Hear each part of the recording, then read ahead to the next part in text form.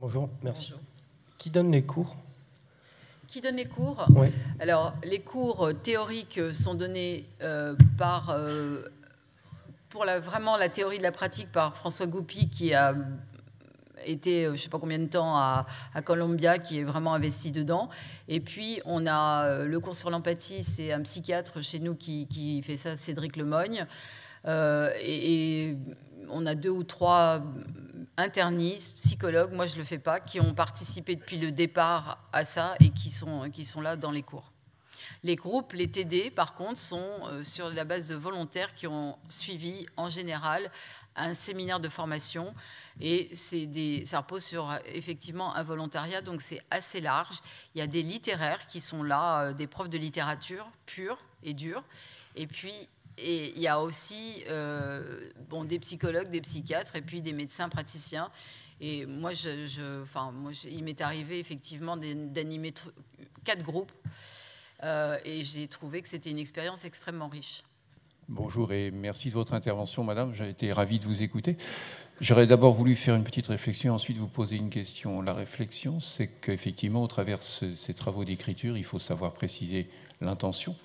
Et on voit entre votre présentation sur cette médecine narrative et vraisemblablement ce que va faire Laurence ensuite, les intentions ne sont pas les mêmes pour les enseignants ou les évaluateurs.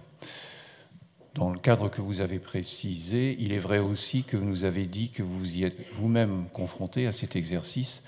Et il me semble que c'est important que les enseignants eux-mêmes pratiquent l'exercice pour en comprendre les difficultés et pour en comprendre le sens, de façon à le partager avec les étudiants. Et je crois que nous, dans notre ambition depuis plus d'une dizaine d'années à faire écrire les étudiants, la vieille génération dont je fais partie ne s'est pas soumise à cet exercice et c'est, je pense, un élément un petit peu de frein.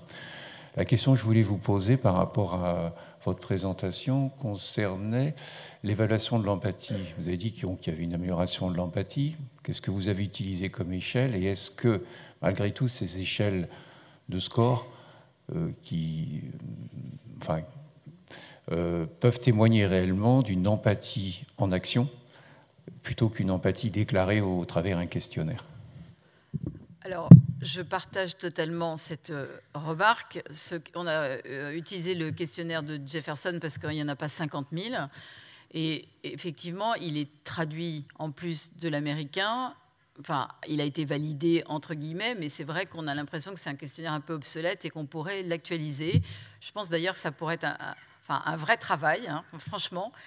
Après, donc, j'étais pas non plus complètement emballée par ce questionnaire, mais on n'avait pas mieux.